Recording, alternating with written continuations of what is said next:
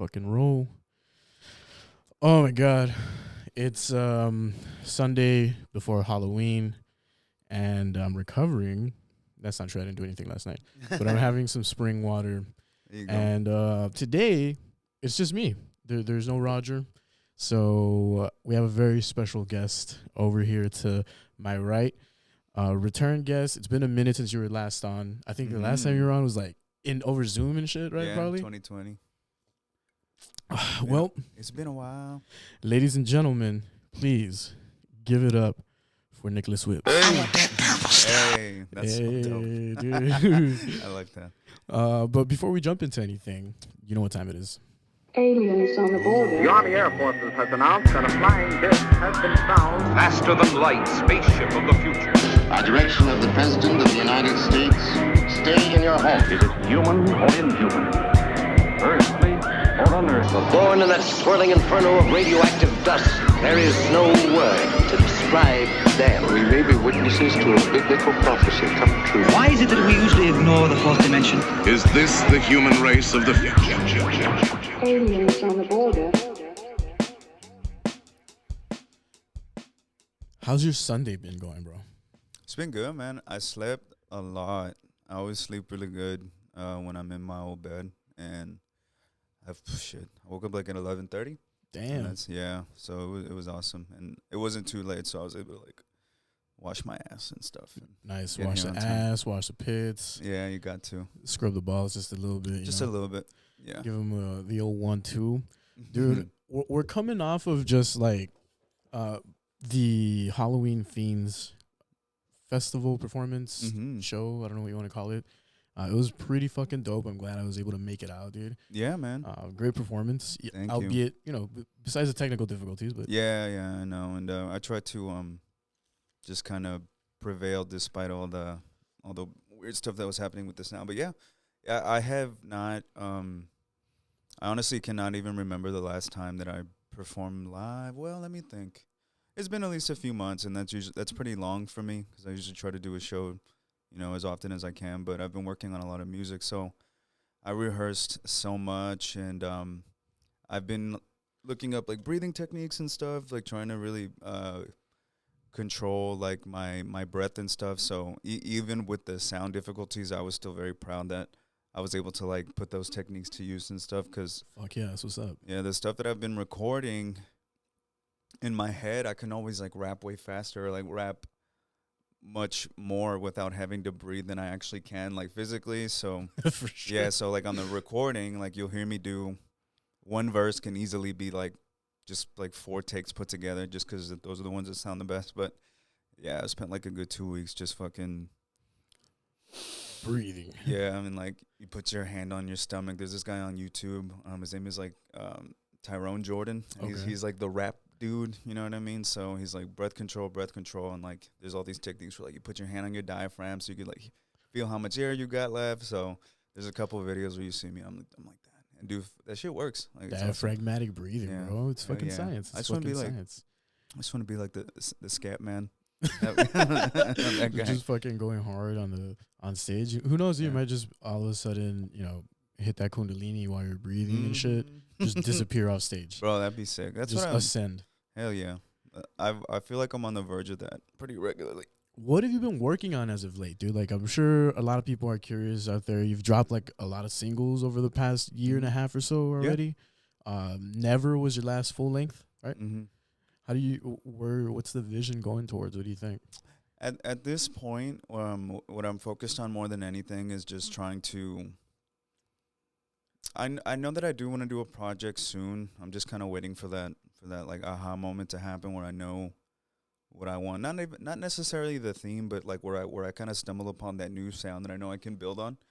But what I've been doing more than anything is with like the Ice Cold Summer thing is I've been just having so many songs that I've been working on over the past year that don't necessarily fit together, but I knew that I still wanted to put them out.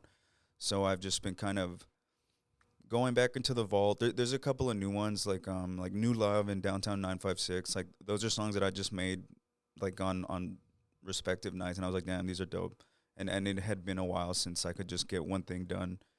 in a whole night. But yeah, what Ice Cold Summer consists of more than anything is I really do abandon songs. Like as bad as it sounds, is that I come up with something new and I'm like, fuck yes, like this is what it's all about. Like this is what I'm trying to do, is just kind of find something that I know just sounds new and that I want to fucking really finish it. But if I don't finish it in like that night, or if I don't finish it by the next day, I'm like I'm fiending for the feeling of finding like a melody or something. I'm like, fuck, all right, let's build on this. But that's not always super constructive, because what it normally ends up as is just a bunch of like half finished songs, or like just a verse that I never really finished out. So yeah, this was just me trying to be a little bit more disciplined, prove to myself that I could go back and find something that I knew I really wanted to finish previously but didn't. And it was cool to do that, because you gotta, it's like strength training in a way, because For sure, just put it in the repetitions. absolutely, because you don't and I guess it depends. Like, I'm trying to fucking find out more about who I want to be as an artist, and what I do want to be more than anything is consistent and like professional. Because there's a couple of times where I got invited to go do like sessions with people, like writing sessions in Austin with a couple artists that I really respect, and I wasn't super proud of the input that I was able to put out, because like, oh, I need to be inspired, like I'm not feeling the vibe or whatever. But no, like fuck that. Like, what if somebody's like offering you some money to help do a writing camp or whatever? Like that's not always an excuse. So You got to be able to like tap in. Exactly. At will. Yeah, like regardless. And yeah, I'm really happy. I'm not all the way there yet, but I feel good about the progress that I've made, and I'm very confident that like that's the type of artist I want to be moving forward. Is just like, hey, like this, it's a muscle. You could just get it stronger. One of the things that I always found interesting that I know we've touched on like a couple of other times previously when you were on before was kind of like how the songwriting and like being able to complete the song from beginning to end, like I still feel that transferred over heavily from like somewhere in between in a sense. And being an artist, again, like if you guys don't know, produce your own beats, right? Do your own recording, write your own verses, pretty much doing everything all together. Like, do you ever feel the need to kind of just like step away from one or other of those facets and focus on just like, let me just focus on the rap part of it, or the writing process, or you know what, let me just sit back into the producer chair and like work on that end? Yeah, definitely. And I think that's something that I try to tap into a little more this summer, because what hasn't necessarily changed is that my usual process, and I think it's tried and true, is like I'll make a cool beat, or I'll hear like a cool line in my head or whatever. So at some point, if I'm working on something for just me, it's going to consist of like me writing the lyrics and me making the beat. Unless, somebody asks me to like feature on a song or something like that. But yeah, what I've definitely tried to do is I have a couple of beat packs that I fucking had to like pinch myself and be like, hey, you're not going to use these. Like, you're going to shop these around and, see who wants them. And also with there's an artist called Jay Soulja from Austin, and he's really up there in Austin right now. I would say if there's anybody that is kind of really doing things, it's him. And he just played ACL like as an official artist. Yeah, and he's a great guy. He invited me to a studio about, I want to say a month or two back, and he had a really cool song. It's called City on Fire. And what was fun about that was that he already had the beat made. He has this really good producer who like just produces. So and I think that you can hear the difference a lot of times, because me, of course, I make my own beats, but it's not, maybe because I don't focus on one more than the other necessarily, is that I always try to write it as just like a song, rather than, hey, let me just work on this beat, let me just work on this lyrics. Like, it's a song, so maybe there could be a lot of space there that could be filled, but nah, I mean, I just have a different approach. But all I had to do was worry about, writing the best verse that I could. I spent a few hours with them at this place called Streetlight ATX, really nice studio, and that's a treat, you know, because what was cool, like what was taken out of the equation where I couldn't psych myself out was that what if I don't like the beat? What if I don't like this? Like the guy he works with is fucking dope. I don't know his name, but he's produced for Jay Soulja for a long time, so you can hear his shit when you know when you can recognize it when you hear it. So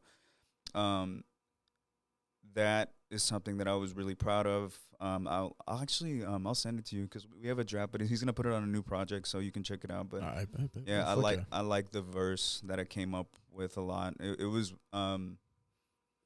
for some reason it was just like a lot of like game references. So like I don't know, I talk about like Los Santos and like Grand Theft Auto and shit.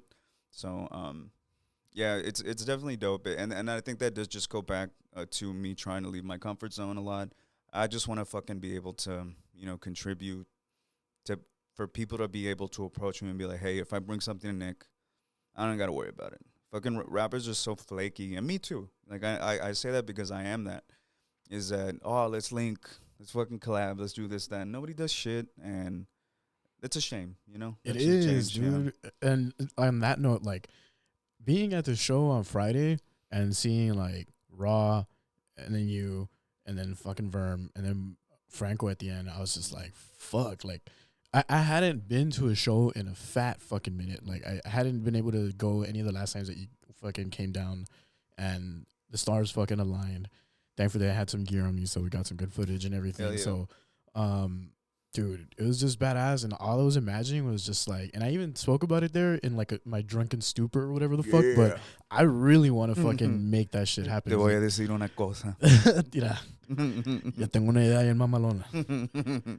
Nah, but I really want to like work to, and I'm fucking putting it out there right now. And I spoke to each individual artist, and I'm like, let's do like a real cipher of just like the new shit that is out, but like some legit shit, right? Like everyone fucking give me 16, give me 32 or whatever. I'm gonna make that shit happen. So we can do it here, shit. We can, you know. And the fuck up thing that I never even think about is that like I have access to all the fucking people to make sure I can like coordinate this shit together, and I never even think about it. And then just being at that show, I was like, dude, like the quality of music that is coming out is just insane. Yeah, man. Like, holy shit. It's beautiful, isn't it? It was fucking amazing. I love that. Yeah, and it is something like that could really change the view of Laredo, because it's always been my opinion that there's never been a shortage of talent here. It's just Facts. It hasn't always been built for us to flourish like that. But that doesn't mean that people like fucking Lex, like dude, like Rada Boy, like fucking Lex, like Vermin, dude. It's strange. Like they just seemingly come out of the woodwork, like out of nowhere. Like where the fuck was this? Yeah, but the conditions, I think, for a long time have built that. Like people who realize that the structure isn't necessarily built for us to succeed, but we make our own way. So yeah, I'm gonna lock myself in my room, or I'm gonna fucking find a studio. I'm gonna find somebody in my neighborhood who kind of has a similar interest, and it does produce a very beautiful product to where you look around now and there's a dope, right? Like it's, with hip hop specifically, I would say is like super, super cool mix of different sounds and influences, and it's being done very tastefully. I really fucking liked, I hadn't seen Raw perform ever. So this is the first time I saw him perform, and how he had like the band with him and everything was just fucking dope, dude. Yeah. That was like right up my alley of like shit that I would just be jamming in the fucking first place. And damn, dude, it's funny because there's a story behind like one of the earlier episodes of the podcast. He was on there, right? And it was hilarious because I think we had just hung out with LTAO, which a lot of the feedback on that episode was like, dude, it was kind of like blah, whatever. I was like, well, it was loud. Nah. Like it was like, eh. Oh, like, I see. He's a great rapper. He's a good artist, man. Yeah. You know, shout out to him. And that like, so we premiered it, or that was actually back when we were still streaming it. So this guy was like watching, right, Raw, and post show he like DM'd the page and he was like, yo, have me on, I'll be the best fucking guest, all this other shit. Nice. But he was like drunk and shit, so it was funny, and I was like, all right, let's fucking do it. And we had a great episode, and like, you know, we've kept a good relationship since then. So Like just seeing him yesterday, finally get to do his thing with like the band and stuff, and was just fucking powerful, dude. Hell Like, I yeah, fuck man. with it heavy, man. It Yeah. was great. It was great. But Very dedicated, and we actually have a song together that. Another thing that like I think I need to improve on is that we have a song together. I sent him a really, you know what's so crazy, dude? I sent him like a few songs because he had come up to Austin for this event. I don't know if you ever heard of Milkman. He like that sounds vaguely familiar. Yeah, Like, I know I've heard he's about it. he's from Laredo, but he moved a long time ago to like Monterrey or Mexico City, and his brother Quique was a little bit closer to my grade at United. So, dude, Milkman is huge. Like I don't know if he still is, but he had a deal with Universal Latino for a while. Oh shit! There's some really cool Latin trap stuff. But what he's doing now more these days is that he's a very talented artist. So, he designed the first Jordan 1 J Balvin drop. Damn! It's like it's beautiful, like fucking neon, like pastel type thing. And he did the art on it. So he does a lot of art for J Balvin. If I'm not mistaken, he did the art for the Bad Bunny J Balvin album, the one that has La Canción on and all that stuff. El Oasis or something? Yeah, right? Oasis. So very, very successful, talented artist. So they have an event that they take all around, mostly in like the States and Mexico. It's called Recreo, and they did it in Austin. And I fucking fangirled out because Kike DM me. He's like, hey, you want to come? And they do it at this cool like it's almost like this weird like like sex trafficking country club in Austin. Like I don't know how else to describe. It's called the something house. I don't know. The sex trafficking house. Yeah, a little bit, but it was very nice, and I appreciate the invite. And but it was just this real like weird like you show up to this weird hotel looking place, but it's not a hotel. It's like in downtown, and like some white lady takes you up to the top, and it was really cool. Real like eyes wide shut type shit. No shit, and like a lot of like older dudes with like very young women, and but nonetheless, it was super cool, and like it was just them like DJing, like just kind of networking with artists and stuff like that. And Raw the Boy was there because I think he's pretty he's probably friends with Geek and Milkman and all them. So. He was there. That was kind of the first time that we had gotten to meet each other in person. Super fucking nice guy. So yeah, he's a great dude. Really cool guy. So he's like, send me some stuff. So I sent him this really cool, like, kind of like Afrobeat, like reggaeton type track that I had been working on because that's what he told me he was kind of into. Because like he's like kind of like that Drake Afrobeat stuff. So I'm like, okay, cool. I sent him that, and I sent him the early draft of Soy La Neta. Oh yeah, shit. And I mean, so I sent him those, and he was like, "Oh, I really like this Afrobeat one." So La Neta just kind of went to the side because that was just an idea at that point. You know what I mean? So it sat for a while longer, and we're gonna put the track out raw. Some logistics got switched because I'm usually used to mixing my songs and having the final mix, but he does a lot of like layering and stuff on his vocals that he wants to have more control over. So he told me to just kind of send him my stuff, and I was like. But I need to get over myself and send it. So I'm gonna send it, and so yeah, after and so yeah, like fast forward to a couple months later, I follow Project Pat on Instagram, and he's just like, hey, I'm doing features like this and that, and I DM'd him, and he was like, okay, well, like what's the song? Like I want to hear it first. So I sent him the open of Soy La Neta, and he's like, yo, this is dope. This is like some like cool Spanish shit. I'm like, oh. So nice.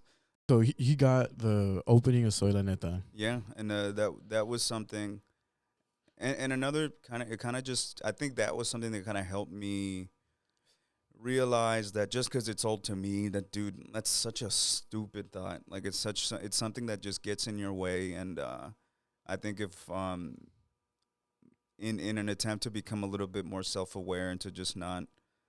It's very dangerous, man. Like when you decide on your own way of thinking and like you let it affect the way you basically just assume things for other people, like without even giving them a chance. So like, it's old. Like, yeah, this shit. Like you got to hear my new shit. You know what I mean? Like, nah, fuck that. So, yeah. By the time I had sent it to Project Pat, I think it was almost a year old. Like it was just damn. So it just sat there. And like, did you have, besides the beat or anything, did you have anything on it? Like just I had like the main, the siempre ando chambeando, Oh, okay, and I had okay. the chorus on there, and that's it. The rest was uh just like an open beat. But yeah, I ended up sending it to Project Pat, and he liked it, and yeah, he had that shit ready in like a day, dude. It was nuts. I was like, I cried when I got it back. Like it was so crazy because I knew that when he finally got back to me and he said, "Hey, I'd like send me the song." I didn't really know what song I was gonna send them, but I kind of just had this light bulb go off where I'm like, "Well, I have this Soy La Neta track." I I immediately took it as sort of like a big responsibility because I can't really think of another artist from Laredo who's ever had a chance to get a big feature like that. So I didn't want to just. I never want to forget where I come from. You know what I mean? I feel like the reason that I was able to have any sort of encouragement in the first place, or like even just kind of feel like I achieved success somewhere, was because of the support that I got in Laredo. I think it gets twisted sometimes that people will be like, yeah, nobody supports out here, nobody supports. Like, it's not even necessarily like that, and it's okay. It's okay if you need to work on your stuff a little bit more to make it a little bit more like universally likable, you know? Facts. It doesn't have to be anybody's fault that you're not getting the response that you want, you know? And at the same time, to take my head out of my ass with that in mind, like I feel very lucky because I understand what the perception has been for a lot of people who have been trying to, you know, be musicians in here, you know, coming out of Laredo and stuff like that. So one thing I've never tried to forget was just how fortunate that I am to have people in Laredo still to this day. Laredo, that's where I get most of my streaming numbers. You know, it's all South Texas, like Laredo, San Antonio, McAllen, Harlingen. Like that's where my music is making money. You know, like for streams and stuff like that. So yeah, as soon as I knew Project Pat was gonna get back to me, I was like, I can't just make this like some random song. I want it to be a little bit like, when it comes out, hey, this guy from Laredo got a pretty big feature, you know what I mean? So I'm like, ooh, like, the song was, like, mostly in Spanish. I told Pat, like, hey, do an English verse on it. Like, I think it'll be really cool, like a crossover track or whatever like that.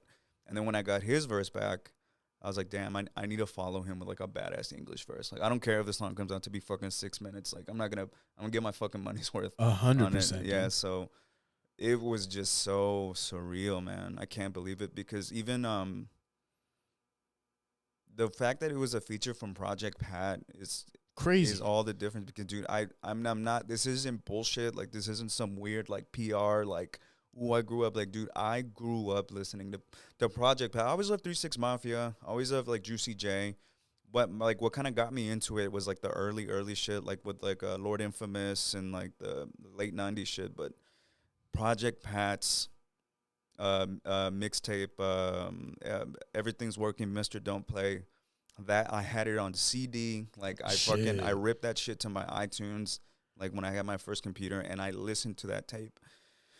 Like it was just, I couldn't believe it. You know what I mean? So like the fact that it was him, like I just didn't take it lightly at all. And it's so strange that it was Project Pat, somebody who I've always looked up to so much, and that like it was just so like natural, the whole thing. Like I knew exactly what to do when I got the verse back. The second part of the song that kind of goes into the weird like prayer thing. Yeah. I fucking, when I was like 20 years old, I recorded the misas from 88.1 FM. Okay. Like I ran that shit through my interface through like a little boombox. And I always just had it saved in like a folder somewhere. And I remember I put it to my iCloud. Yeah, so I was like, I want to use this somehow. And I was like, okay, this is perfect. So like I finally got to use that clip I recorded like 7 years ago. And oh yeah, I'm just so happy with how it came out. I can't believe it. And yeah, like it was and then when I dropped it, like that's when Ojo was right about to do South by. So there was just so many good things going on for me at that time. Like within a week, I fucking had like 60,000 streams on it or something. That's like that. insane. I cannot thank Project Pat enough, and I'm just so. It really has opened up my audience like so much more, and it's just crazy. Like there's a word of advice I can give to anybody who's trying to like rap and like really do it, save your money, dude. Pay for features. Like save your fuck. It's gonna hurt. It's gonna suck. I'm broke right now. You know what I mean? Like, but it's just like It's an a huge investment. investment. It's a huge investment. You cannot go wrong. Like features first, and if you can get promo from like a reputable source, pay for that. Pay for that. Yep. Don't be buying shoes all the time like me. Dude, fuck, man. Like, if you don't know, Project Pat, like, I'm sure a lot of the audience that will be watching or listening to this shit, like, they'll know, but then there might be some that don't know. But it's like a fucking Southern rap, like, icon. Mm-hmm. Like, not even just localized, like, Southern rap, just rap in general, I think. Like, definitely influenced as part of, like, 3 6 Mafia on his own, like, just kind of the way that the sound changed in, like, the early 2000s, the mid 2000s, and, like, they're on forward. Like, Jesus Christ, it's not to be taken lightly. Like, when I saw that you were gonna do that shit, I was like, what the fuck? Like, how did you even, like, how did that even happen? But it was so funny that you told this entire story, because I was thinking in my mind, I was like, oh, you know what, we should talk about Project Pat, and then you just, like, jump right into it. Just kind of segued into it. Boom, perfect. Yeah, and that's fucking crazy. But it's just amazing, dude. Like, it's a really good track, and you know, like, I racked my brain for, like, trying to think of other artists that may have had, like, a feature like that just from Laredo. The only one that I knew, or rather, like, got to know recently, I had Victor Sweet on, and he talked about doing a song with one of the dudes that, like, runs with SPM a lot. Oh, cool. So, and I was like, oh shit. So, like, we have, like, now there was that, and then now there's fucking Project Pat is, like, also tied to Laredo now. Yeah, beef up the resume. Fucking crazy. Yeah, and it's possible. Like, it really is. And I'm not gonna reveal, like, the exact figure, but you would be surprised if you have a, well, yeah, first off, you gotta try to make it as good as you can. You know what I mean? Think about the artists that you like. Think about what makes you love music. I don't think it's that far of a reach to be like, okay, how do I get to that point? You know what I mean? The internet. Yeah, the internet. So the internet is amazing, and you just need to try. Just go for it. I didn't think he was gonna fucking reply to me, but I fucking DM'd him like 5 times, and he was like, "Hey, what's up?" And I was like, "Yo, that's crazy." Oh, hey, this is Ivan. What's up, Ivan's here. He's a comic here. Also, my cousin. He'll be behind the cameras today. Let me just put a pause in it real quick. Yeah, go for it. Fuck, what were we saying right now before we Oh yeah, just go for it, and right. I think it just depends on what you want. What I've never wanted to do anything else, other than make music and succeed in it. And it's okay to, like, you have to, like, you can be scared, but, like, don't let that, hold you back. Yeah, and it sucks. Like, I love not doing shit. Oh, that's my favorite thing to do. Just to not. Just chilling. Yeah, or to cancel something. I'm sorry, I can't make it. Oh, I can't. Those are your favorite words to say. Hell yeah. Oh yeah. It fell through. My bad. But no. It is very rewarding. It is very rewarding to just kind of go for it and then see it come to fruition. It was like minimal energy. I just had to get over myself. I had to get over my fear, and it yielded such a huge what's the word, like, payback or profit or whatever you want. So yeah, it paid off badass. Mm-hmm. Damn, dude. Like, what's been the biggest difference that you've noticed from before Soy La Neta to after Soy La Neta? Just having people who actually, like, listen to your stuff, man, and like it, and, like, tell you, hey, this was dope, or this was dope, because it was years, especially with, like, the algorithm and this and that. Like, it took a lot of, even before Soy La Neta, like, it took a lot of research to just get a little bit of reception on stuff. But the biggest thing after is that just having people, like, reach out and tell you they like it. Like, there's even people, there was a couple people, like, in Detroit, a couple of other people, like, in South Carolina and shit, from Laredo somehow. You know what I mean? Shit. And, like, they say, hey, I was listening to, like, I follow Project Pat or whatever, and, like, I get a notification on Spotify that says he has a new song. I was like, damn, this is fucking dope. And then at the end, I hear that 956 Laredo, Texas, and that's Questlove on an episode of Jimmy Fallon, because he always says the number episode. Yeah. So yeah, on the 956th episode, right before they bring Jimmy out, he just goes 956 Laredo, Texas, and I recorded that for my TV, and I was like, yeah, this is gonna be dope to use in a song someday. So they're like, when I heard What that, better fucking way, dude. right? Yeah. And they're like, I couldn't believe it that you're from Laredo. Like, that's fucking crazy. So that obviously would not have ever happened. And when things like that happen, it does go back to just like the love that you can get from your hometown. Is just like when it is exciting. Like, even me, like if I see somebody from Laredo doing something dope, like even getting to share the stage with those artists the other night, it is so fucking cool, bro. It's so cool. Like, to just see somebody from your backyard, like, doing some shit, like, and so yeah, just having kind of like a decent fan base that's gonna listen to your stuff. So like even the songs that I've dropped since then, like the whole Ice Cold Summer series, like just the numbers are up. I'm getting good engagement. I'm making decent money from streaming now that I can put That's away. fucking dope, dude. Congratulations, man. Thanks, Shit. man. And like that's cool. Like, that's just income that you can. All right, I'm gonna use this on another feature. I'm gonna use this on some promo. So that's kind of what I'm working toward now. Is I've reached out to a couple of people that I'm trying to work out some features with, and I'm hoping within a couple of months I'll have another track to drop with a decently big name. It's gonna be Fuck cool. yeah, dude. That's what's up. Well, let's talk about Ice Cold Summer just for a bit, because one of I think my favorite track off of that is Downtown 956, but the screwed version. Oh, thanks, man. What compelled you to like just put out a screwed version of that, dude? It's weird. The original, the screwed version is kind of the original version. Oh, really? Yeah. So I kind of recorded this song like without any sort of like droning on the vocals or anything like that, and I thought it sounded really cool, but it was kind of like a little bit sleepy to me, like not super what I wanted, because I really like the melody, I really like the lyrics as well, and I knew that. I ended up just driving down here one weekend I was like, I know I want to do a cool video down there when the streets are like empty. So that's what I ended up doing. But yeah, I basically finished the song and it was pretty slow. But then I was like, why don't I speed it up? So like I saved like an MP3 of it. I sped it up, not too much. So like my voice is a little bit higher pitched on it, but not to where you would notice a huge difference. And I was like, yeah, this is kind of cool. I think it sounds a little bit like more wavy if it's a little bit more sped up. And I was like, okay, well, I'll just drop 2, get hopefully double the streams. But it worked. Yeah, it did. It worked, dude. It fucking hit. Yeah, I ended up going back to the original version. I pitched it down a little more. And yeah, dude, I love chopped and screwed music. Like I listen to it much. It's just nice makes you feel high. It does, cool. right? Yeah. It makes you. One of my favorite I think chopped and screwed song is Kissin' Pink. A$AP Rocky.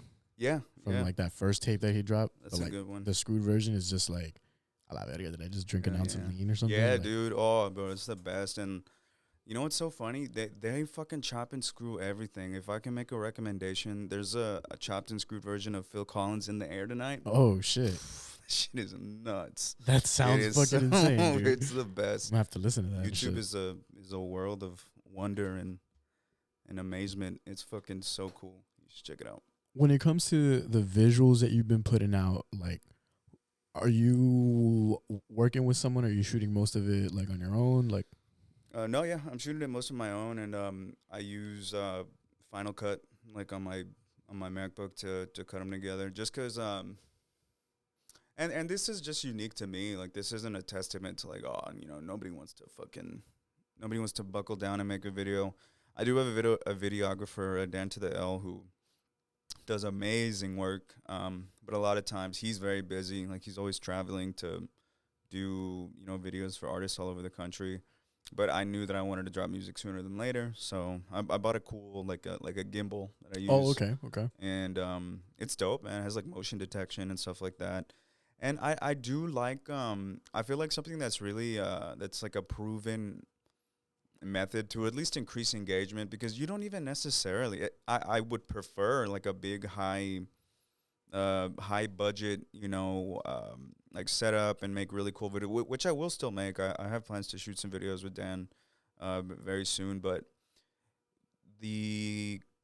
a lot of people are finding a lot of success in just making their own, like the TikTok format. Yeah, you know what that's I mean? what I was gonna like say. just a Yeah. quick video where you fucking spit some bars, throw a little bit of an effect on it. You don't need much, and that's If you got some good lighting, that's Yeah. like 95% of it. go to Walgreens, dude. You can get a fucking ring light. You can get They got that shit at you can Walmart get too. like a stabilizer everywhere. Yep, Like yep. this, it doesn't take long at all. Like so that's what's been really cool. And I have a few more videos coming out like that.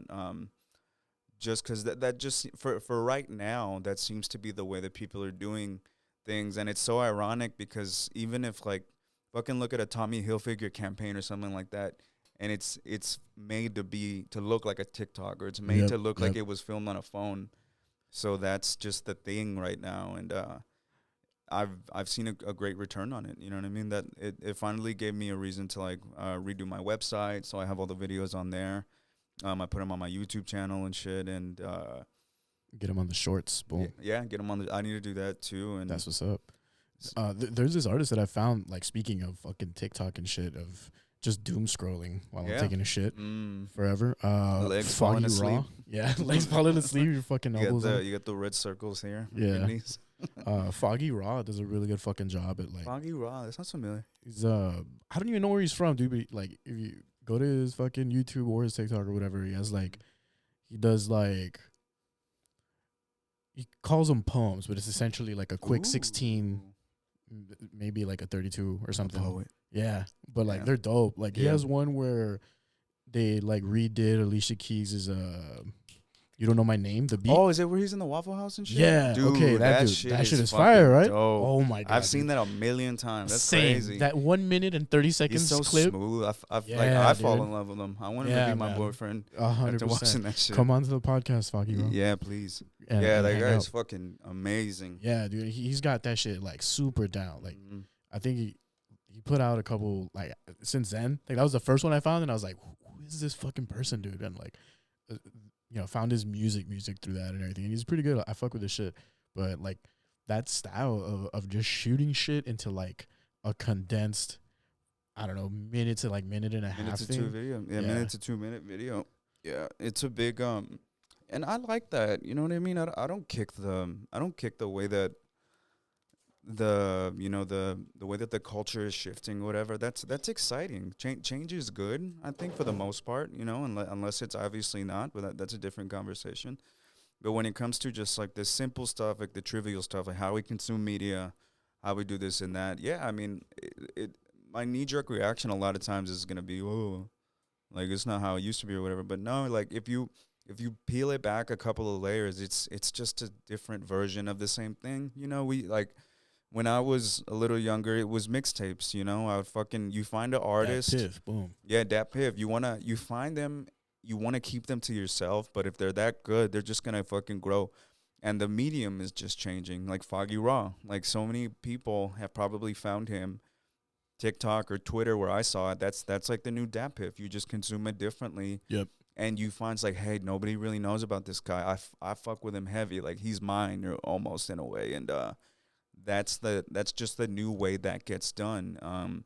And so it's still possible. What I find, and it's a cool position to be in, is that I work really hard on my music. So I know at least at a basic level, it's enjoyable, and I try to make it that way because that's just something I was trash for so long. It was awesome. Like it's a great way. It's a beautiful realization to have, and I think a lot of times like you can get bitter if you're like, damn, well, like it's me. I put all my energy into this. I'm me. There's only one me. Like, how are you not gonna fucking then? I felt like that way before a lot in the past too, but it's okay if it sucks, like that's a good thing because you can just like, okay, let me try this differently, this and that. But what's cool is that there's just a small group of people now that are like, damn, like I fuck with this heavy, and it's like a cool little secret to have, like, no, you got to check this guy out. Like, I know you fucking haven't heard of him, but you're going to hear this shit.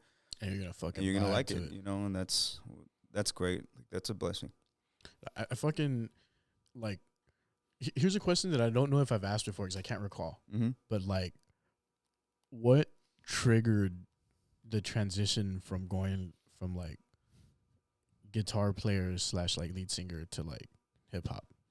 That's a good question. I always rapped, you know, like I started recording rap music when I was like 14 or something like that. I always really enjoyed hip hop, and I credit my dad for that, because what he kind of showed me from a young age was like it was like specifically heavy metal and hip hop.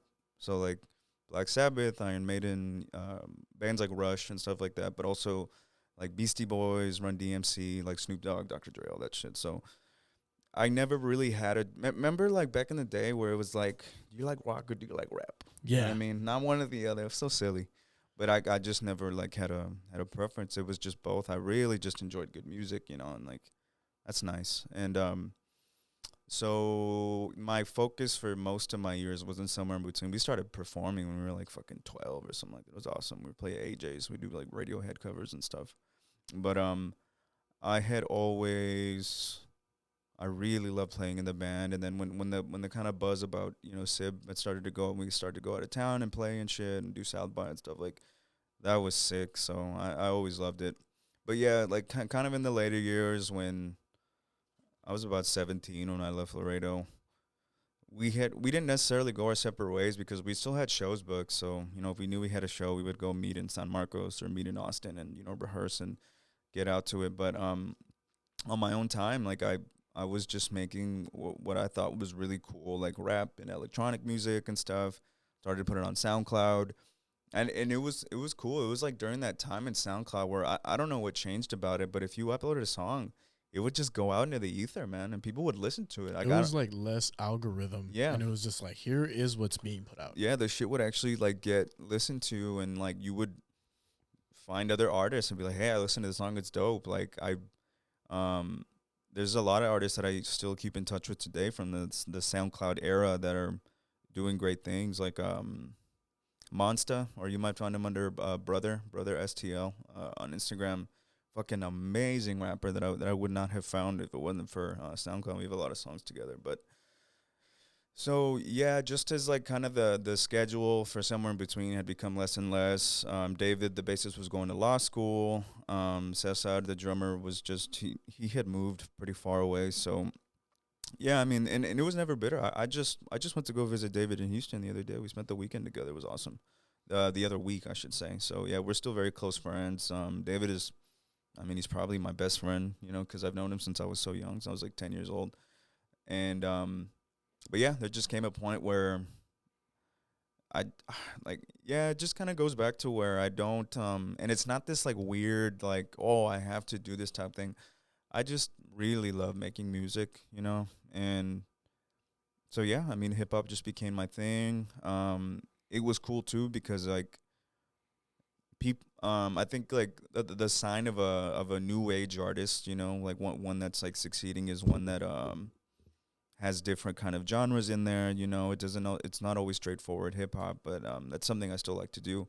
And yeah, man, it's just fun. Like I just like chased after it, and I think I did get it does like, it just kind of goes back to me feeling very lucky because there was just so much hip hop going on in Austin, but you know, I just started going out to the clubs, started, you know, trying to get spots, and it's like it's surreal when people hear your stuff and then go, okay, I get it. Like I get what you're trying to do. Like, well, I want you to come do that over here, you know, next week, or like I want to get you on this song, and it's just like, whoa, no, like really. Like that's crazy. You're fucking picking up what I'm putting down, bro? Yeah, like it's nice. I still remember being like so, like I was a huge fan of Sib, and I remember the last time you guys came to play in Laredo was at Siete Banderas. Yeah, holy shit! And that was the first time I heard you like spit, because like right before you went on or right after y'all went on, one or the other, you did like a verse or like maybe a snippet of a song. I think it was Kid Brothers was playing that show too, so they went on before us. It was crazy. Yeah, and yeah, I mean at that point that's kind of what I had been working on a lot, and yeah, dude, I just it's cool. Like it's cool to hear a beat or something and then like you just hear it like in your head, like it starts singing itself to you, you know, and You start hearing that muse. yeah, it was just really fun, and yeah, like that's why it's hard to like nail down a process, because it's just something that it's still there, you know what I mean? Whatever part of the brain it is, you know, when you hear like some music that you like, and I'm just like, damn, okay, cool. Lyrical, spiritual, miracle. Right? Yeah. The fucking this. anytime you hear a beat. Fuck. I don't know it, but it's on my phone. Yeah. It's right here. Can you restart like the video? Just like stop it and then restart it. On this one too, please. Oh yeah, that iPhone shit is hard. Yeah, dude. The little snips I was getting like when you guys were on stage was fucking crazy. Who was your favorite performance, bro, from Friday? Rada Boy was really great, honestly. Like it's hard for me to choose because Lex Curry is so he's so polished, man. Like he's so tight. His voice is fucking great, and he's always had his style. Like it's evolved. I think it's become like tighter. It's become a little more modern, you know, where necessary. But that's just a rapper who has been at it for years and just knows what he's doing. You know, like knows what beats to hop on. I know he fucking makes his own beats, fucking crazy. Yep. And yeah, like that's just a really good example of just like a fucking professional, like great artist. And Rada Boy was the same. I know he's been doing it for a long time. That's why it's hard for me to choose. But yeah, I would say those two. And Vermin the Villain is fucking great. Like everybody, you know, on that lineup was awesome. A crazy stacked lineup. Yeah. Like, even those kids in the beginning, bro, Luna or whatever. Young that shit Luna, was dope. yeah, shout out to him and RSV and all of them. We did like little fucking just minute interviews. I tried to get as many of the artists that I did like before, like the same way what we did like with everyone. So, you know, hopefully I got some good shit. But it was cool to see like new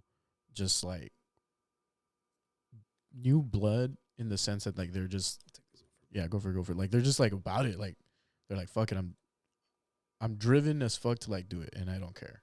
Yeah. And I like seeing that shit. It's fucking dope. It is, and it's just nice that people like Franco are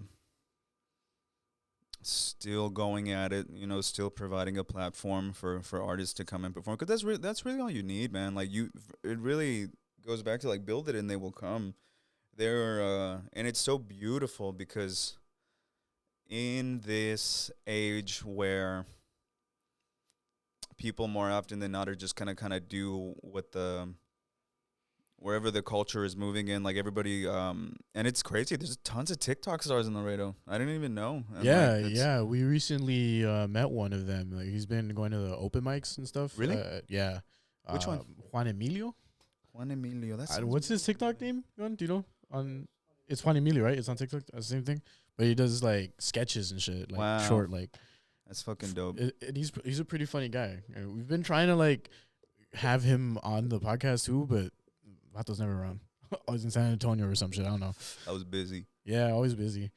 But it feels again like just a little taste of what I got on Friday. It reminded me a lot of like where the creativity was in Laredo right before the pandemic struck. Yes. You know what I mean? It had like that same fucking vibe. And I don't know if it was the alcohol talking or not, but like the fucking just, it was great. Like we, you know, went to fucking Ghost House, walked around like the fucking little strip, whatever the fuck you want to call it, downtown. Hey, Cultura, came back, and it was just like, okay, like there's signs of life again. And then the music is just, and that's just like, I haven't gone out to any other show in such a long fucking time. Like I said, like that was the first one I gone to in a minute.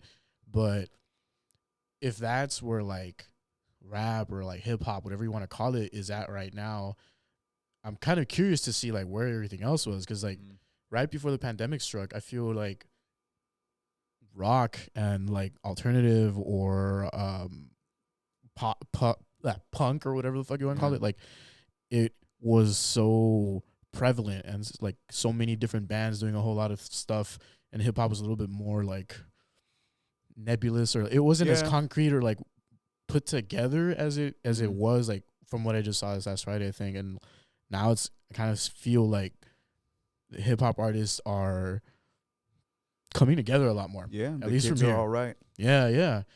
It feels great, man. It feels good. I think so too, and yeah, and I think it just goes to show that bro, this Laredo has grown so much, you know, and I'm so happy. Not that I'm a fucking authority to speak on this thing. It's just like saying what I feel about it.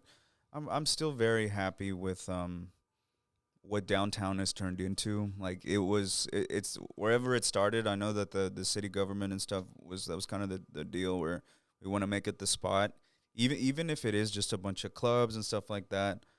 Like it's so nice to see where it went as opposed to what it was before. Where, I mean, if you just wanted to go get some like fucking bootleg Gundam wing toys and shit, you know, like back in the day. Or if you want to pick up some hookers after sundown. Yeah, real quick. Like that's what it was pretty much. A skate shop in the middle of all of that. Yeah, Universal Sports and what was the other? Expos. Expos 2000. That was where we would fucking go get like grip tape and Yeah. fucking wheels, They had decks, the some whole cool thing, stuff there bro. too. Like, I remember that. Yeah, I got my first skateboard at Universal Sports, and even that's a good example of just like there's people who are willing to like do the legwork. Like, dude, how do you get a shorties or like a flip deal to get them to ship boards down here and shit like Yeah, that? and to like a random ass fucking Yeah. spot too. Like it's not even what it's known for. In the I early think. 2000s and Yep, shit. yep. Like that's crazy. At the height of I don't know. The Barracks has done a really good job in keeping that alive. Yeah, yeah. That's neither here nor there, right? The But real skaters are still skating. yeah, that's true. That's true. People that I knew back when like I would skate or whatever the fuck, Yeah. like some of them are still doing that shit. Hell yeah, yeah. They actually just had like a whole battle at the Barracks with like a Laredo type thing. So like shout out to Junior Cervantes or Oh, Juan. nice. Like he put all of that together, I think, or at least he was the face of it. And I kept seeing it pop up like on my feed and everything. So I was like, damn, that's pretty fucking cool. Yeah, Like stuff like that is cool. it's grown to that degree. It has, yeah. And my little brother Matthew Whips, he's never stopped skating, and he lives in Austin too. And he's done video work already, and they freelance it. So like there's a lot of like amateur and pro skateboarders that live in Austin, but my brother has done like skate parts for Nike, for Thrasher already. Damn. And it's just so nice to see that anything is possible. You know, like it doesn't matter where you come from. You know, you just gotta want it, and it'll happen. Want it fucking hard enough. Same thing with this fucking beautiful podcast setup. The fact that you all have managed to like prevail throughout the years, like. If you can't do the podcast here, you find another place to do it. I've gone to your fucking house to do podcasts. True. Like it's fucking dope, and I think I'm glad we were able to make this work because I missed y'all a lot, and I was so excited like when I finally met y'all, and I don't know, like it's just like for a while you feel like an outsider a bit, but like I think I clicked with you and Roger so quickly, and it's so weird how we didn't know each other before.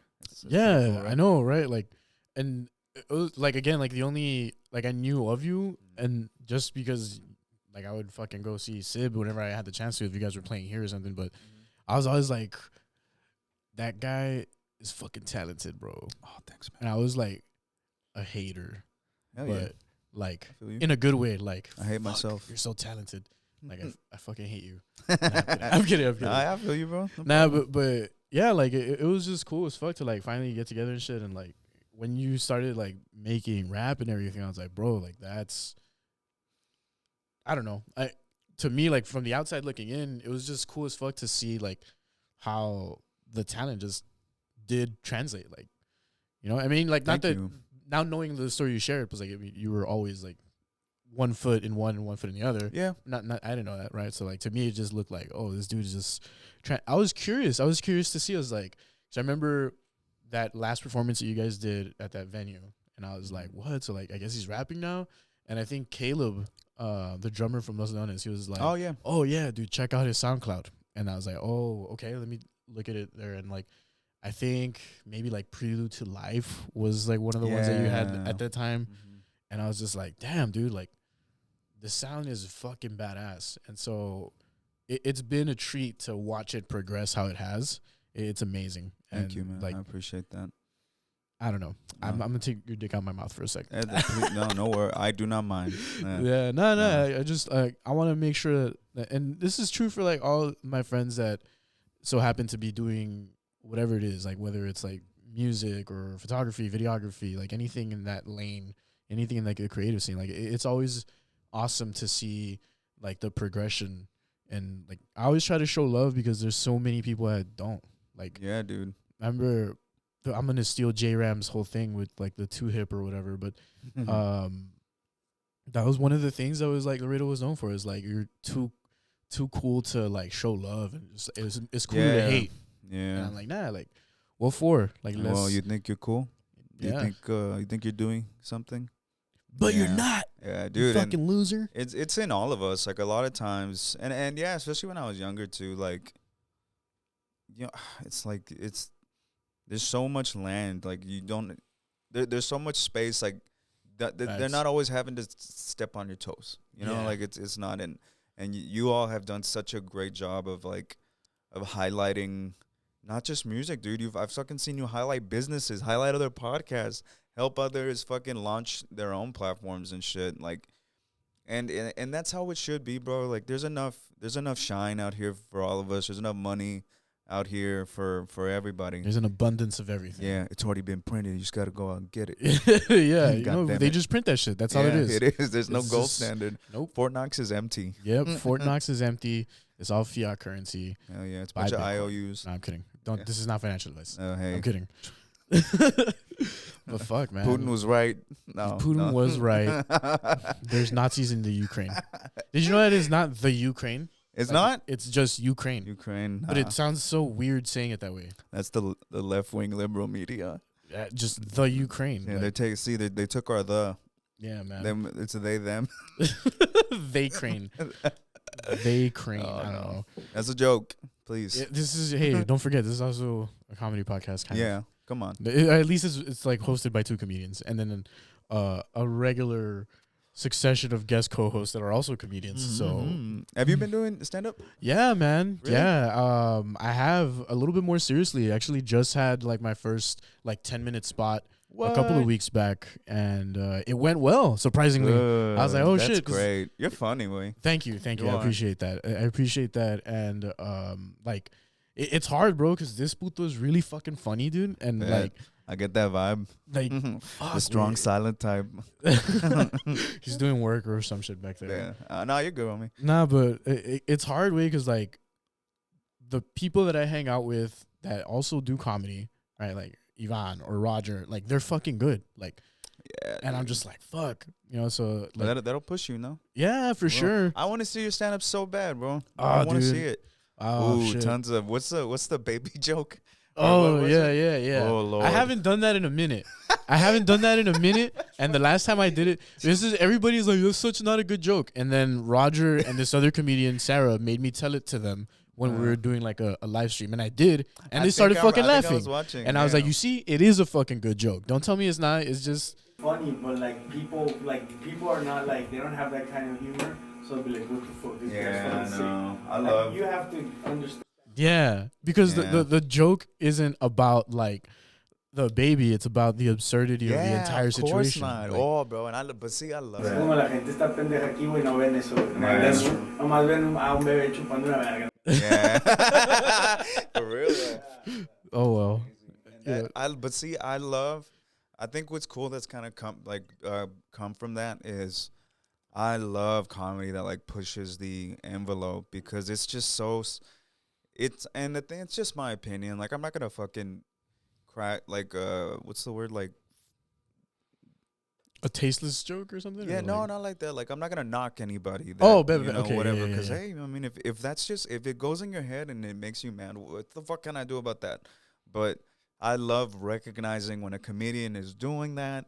It's so funny, especially in like the new climate or whatever, you know, because like where everyone's scared to say anything. Yeah, and it's a fine line. It's a fine line because I guess it's just me because this is just how I am. But like, I fucking love it when somebody says some shit they're not supposed to say.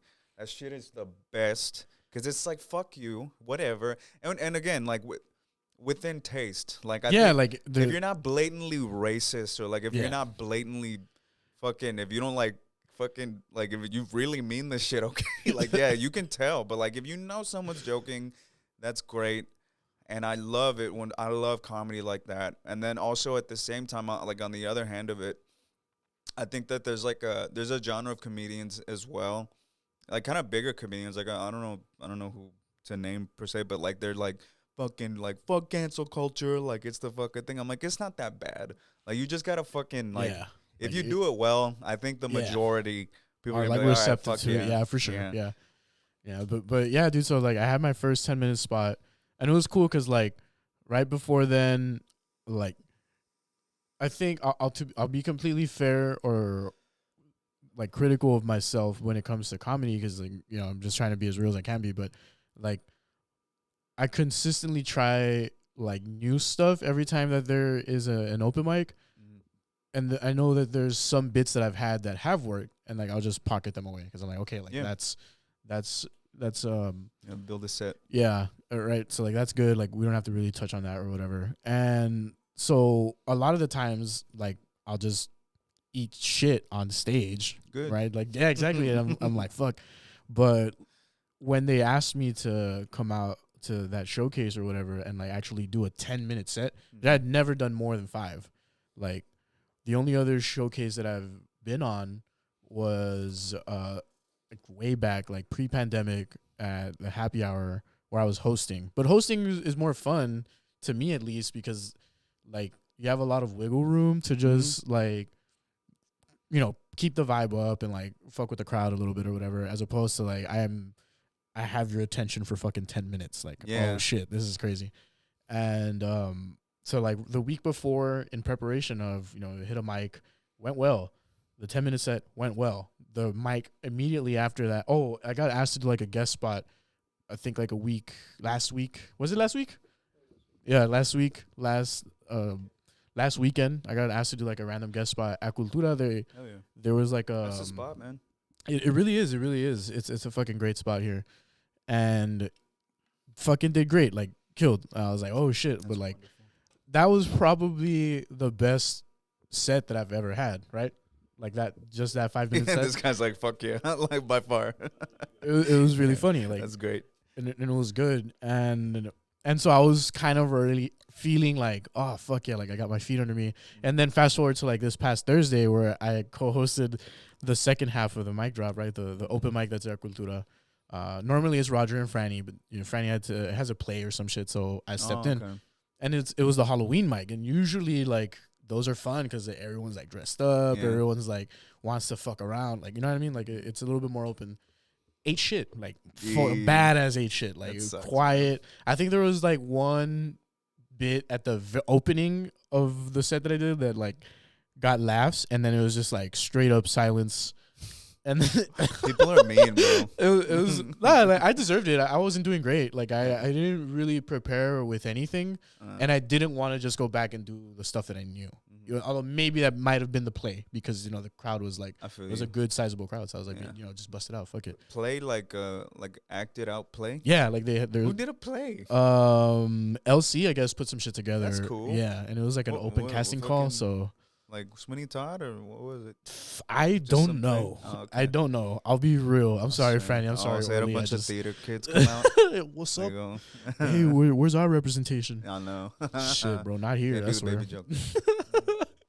And so yeah, it was a good humbling experience to not be funny again. Yeah. After like being funny for 3 weeks. Yeah, but that's so ballsy, dude. I have such a respect for that.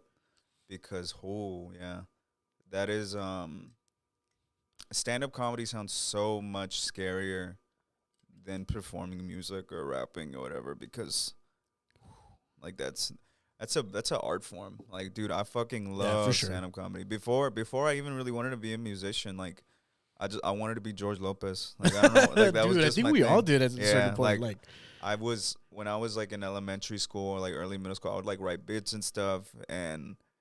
That's crazy. Yeah, I don't think I ever went that far. But the thought of like getting up in front of people and just having the mic and talking, no music, no nothing like that is. I have a great respect for anybody who does that, and that's good to hear that you're fucking putting yourself out there and it's going well in some cases. Right, in some cases, and more often than not, it doesn't. But I still have fun at the end of the day. Yeah, homie, that's fucking dope. I love it either way. But shit, what time are we at? 1:06. All right, we're good. Yep. There was one other thing that I wanted to get into, and now I drawing a blank. Oh yeah. Where's Ojo at? What do we anticipate anything new coming out? What's that looking like? Good question. We're all still friends, so like we talk a bunch and we hang out still. Right now the focus, at least like as far as Ojo is concerned, we actually have some music put away. So I know at some point, once like each of us kind of puts a little more stuff out, because Zones is working on some new shit. You need to go check out Zones' Instagram. He's putting out some really cool videos that he's been working on. Tay as well is he's performing in Houston a lot, and I'm actually I'm doing some beats for him. Oh fuck yeah! So yeah, we're all just kind of focusing on solo stuff right now. And Slevin, dude, me and Slevin have actually been for the past couple months. He's doing. I don't know if I can reveal this. Well, I don't know if he wants to be if he wants it to be a surprise, but Slevin and I, what I can say, have been working on a solo project for him, because Slevin has put out singles for years now. He's the one who kind of fostered me into the Austin rap scene, because everybody already knew who Slevin was. Yeah, because his song "Smoke Break." If you haven't heard it, you should check it out. But that's like one of the Austin hip hop anthems. Fucking they call Slev "Smoke Break" all the time. But he has never put out an actual project, like a fully formed project. And over the years, this is like the third time we've actually like attempted to put out a project for him, but it just kind of never felt right, because he does a really good mix of different music. Slevin, before he started rapping, he's kind of like me. He was in a metal band. They were called the Something Darlings. They're from Bryan, Texas, and they were actually pretty big. Like they toured all over the country. They fucking like opened for some really big bands, and so that was Slev's thing for a long time. So what he has a really good mixture of music that he's been trying to put out, and that's kind of what he told me this time around. He's like, yes, like I want to do hip hop, of course, but I want to be able to like bring it all together. So yeah, dude, I've been producing a project for him. It's gonna be like 7 or 8 tracks, and that's probably gonna come out, I'm thinking, in November. So that's kind of where we're at right now, and I think once we have Slevin's project out, I do want to put a project out as well. Then we're gonna kind of bring it back to Ojo. South by is coming up, so definitely by the time South by comes around, we want to be a little more organized and ready to play some shows. But at this point, yeah, we're just doing solo stuff. It's super cool because we ultimately like always have something to work on. So I think what's cool about Ojo, like when we came into it, what we wanted it to be was like almost our black hippie, like with like Kendrick and stuff like that. Yeah. So like they're not super active all the time, but when they drop a song, you're like, oh cool, like I want to check this shit out. You got a fucking jam-packed lineup on a track, like oh shit, it's pretty cool. So yeah, there's definitely some stuff in the vault that we want to put out, and when the time is right, probably in a couple months or something like that, we want to get together and make some new shit. Fuck yeah, that's dope. Yeah. Now, and you mentioned South by, and that's something that the festival itself, like you guys going as Ojo, or are you trying to get in also like an individual spots? That's a good question. So there's somebody who I know that works in South by. So they have a showcase, and that's how I was able to kind of like get us an in last time around, like with an official artist badge and all that. Being that I kind of use that connection to leverage a spot for Ojo, what I'm hoping to do, and I think it's okay because it's just something I want to do before it's too late, is I'm going to see about leveraging for sure like some showcases just of me, because I've never done that before. The only times I've performed at South by was like in an unofficial capacity, or if there's another artist that like asked me to come and do a couple songs, like I'll do that. But to like have my own like fucking artist and press badge for South by Southwest, I know would be a really huge opportunity. So that's what I'm kind of working towards right now. Just to kind of give myself a chance to like do the festival on my own. And then what's cool is that if like Zones, Tay, and Slevin, if they want to, you know, they'll push to get on South by as well, and then we can still do like Ojo sets. It's actually been a long time since I've done a show anywhere in Austin, like even outside of South by, and I'll invite the guys over, you know, and we'll do like 1 or 2 songs. So that's what's cool about it too, is that it's like interchangeable in a way. And, like, we kind of help lift each other up like that. But, yeah, for South by in 2023, I do want to try and, like, get signed on as a solo artist. But Oko will be there for sure. Like, fuck yeah, dude. That's what's up. I think, awesome. Like, in terms of, like, the solo artist portion of it, it's definitely justifiable. Yeah. 100%. Like, the work is there. You know, they'd be dumb not to let you on there. I don't know. Thanks, man. That's just me. I appreciate that. That's just me. Yeah. It's just it's a lot of politics. But that's what's cool. Like, another thing that it goes back to is, like, if throughout the year, you know, and, like, you're not scrambling to where, like, the fucking month before South by, you're fucking DMing people, like, oh, how do I do this? Like, if you're active throughout the year, if you're working with people, by the time it comes around, you know, somebody's going to have the connection. Somebody's going to have an in and say, hey, you know, I know Nick is, like, dependable. I know he'll put on a good show. And, yeah, they'll ask you to be a part of it. So Austin, I think like a lot of a bad rep that Austin gets is that like there's all these circles and stuff, and yeah, there's circles everywhere, you know. But that's why you gotta fucking put yourself out there, you know. And that is something that also pays off big time. Is just being open. Like it takes you don't have to be the star all the time. You know what I mean? Like if somebody just needs a feature or somebody just needs a beat. This and that really does go a long way, and I'm very happy that I've been kind of open, you know, to do stuff like that. Fuck yeah, dude. Well, I guess we could wrap it up here, man. I really appreciate you taking the time. I know you were just here for like the weekend and everything, so it means a lot that you were able to come through and fucking chop it up and shit. I hope we do it again soon. And shit, dude, I hope I see you on South by for fucking 2023. That'd be fire. Yes, sir, Ski. Thank you for having me. Y'all need to keep supporting this fucking show. This is the best podcast in the world. This is actually probably like one of my favorite podcasts like ever. I listen to y'all so much. Thank you. Thank you. Bill Burr and Fly on the Wall. Have you heard that one? I don't think I've heard about Fly on the Wall. Yeah, it's with Dana Carvey and David Spade. And, like, okay. People from SNL come on, but yeah, like this is really good quality content, and I'm really proud that y'all are doing it in Laredo, and it's always an honor to be on here because I'm a fan. I really am. I appreciate you. I'm a fan of everything that you've done so far, but shit, if you guys haven't already checked out Nick's music or anything, like please take the time to do so. I think he's very talented. That's just my own opinion. And he's got some fucking bangers. Hey, got some fucking bangers. But anything you want to plug or anything before we wrap it up? Go check out iwantthatpurplestuff.com. There's a mailing list that you should subscribe to get a lot of kind of exclusive stuff because it's like it's building nicely, like it's building a little better than I thought. So what I want to do in the coming months is like do exclusive music drops, like merch drops and stuff like that. So yeah, go to iwantthatpurplestuff.com, scroll to the bottom, type in your email, and you'll get everything first. There you guys have it. And for us, shit. Oh, we postponed 4DF for November because I know Roger's got some shows this first weekend.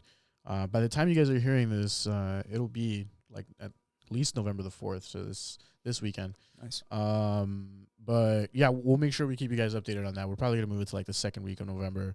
Patreon.com/AOTBcast, Instagram, all that stuff you guys already know. Share this shit with your friends. We love you. Bye, everybody.